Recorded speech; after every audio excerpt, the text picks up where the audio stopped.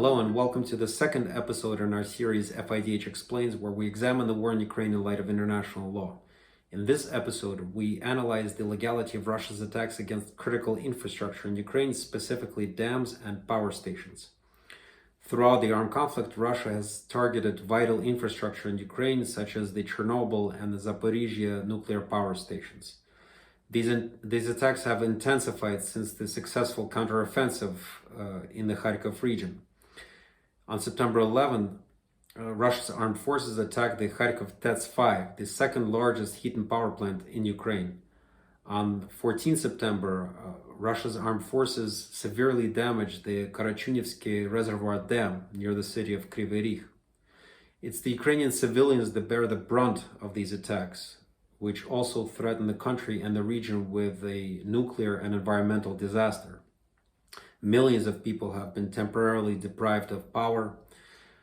The attack against the dam caused the Inhulets River to overflow and flood residential areas, causing loss of property and emergency evacuations. These attacks are illegal under international humanitarian law, the law of war, and specifically the first additional protocol to the Geneva Conventions, which governs the conduct of hostilities and is ratified by both Ukraine and Russia. Under this law, parties to the armed conflict must distinguish between military and civilian objectives. It is prohibited to target civilian objects or to launch attacks that are too imprecise to distinguish between civilian and military objectives.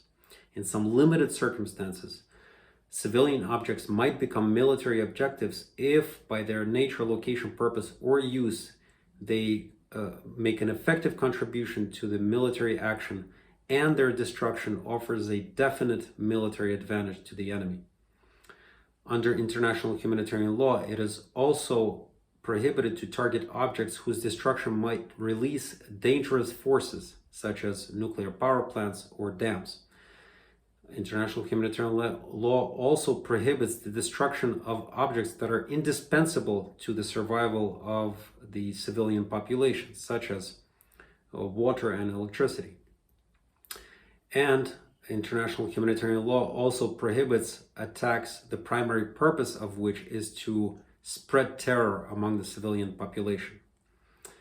Dams and power stations are civilian objects and therefore should not be the objects of attack.